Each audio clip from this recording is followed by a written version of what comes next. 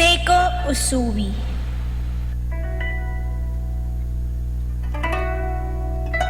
Noong February 1888, lula ng SS Oceanic mula Hong Kong, naglayag si Rizal patungong Japan.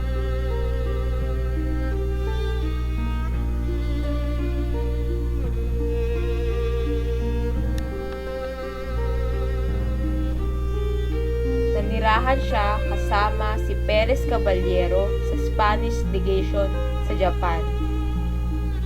Siya ay nanuluyan sa Tokyo Hotel.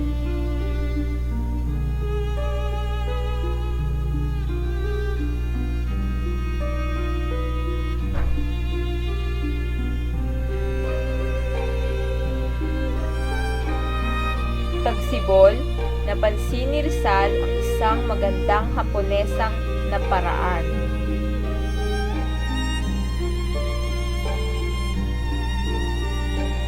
Tila na love at first sight siya sa kagandahan ng dalaga at sa kaibig-ibig nitong mukha.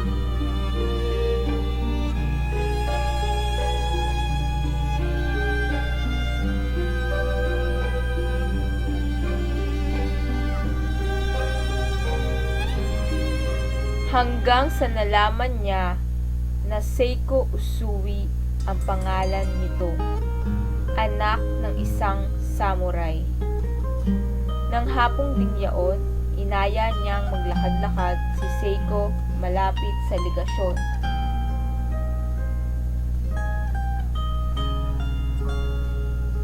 Dumaan ang mga araw at nahulog din ang loob ng Haponesa kay Rizal dahil sa katalasan ng isip nito.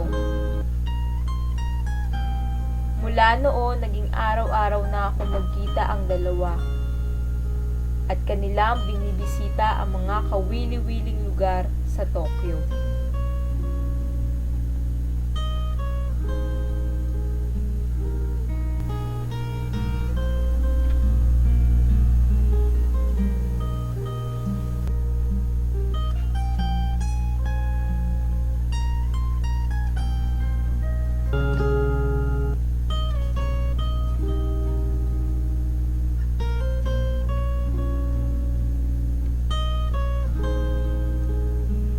Si Seiko Usui ang nagturo kay Rizal ng wikang Hapon maging ang kultura ng kanilang bansa. Maituturing na isang ehemplo si Seiko Usui ng isang Haponesang mataas ang pinag-aralan.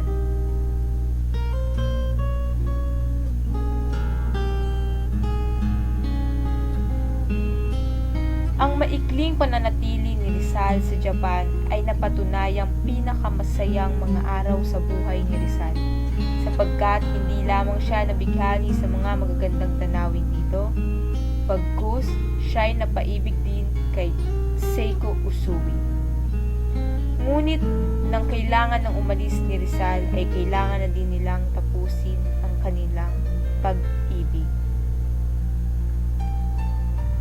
Nilisan ni Rizal ang Japan patungong San Francisco lula ng English ship Belgic noong April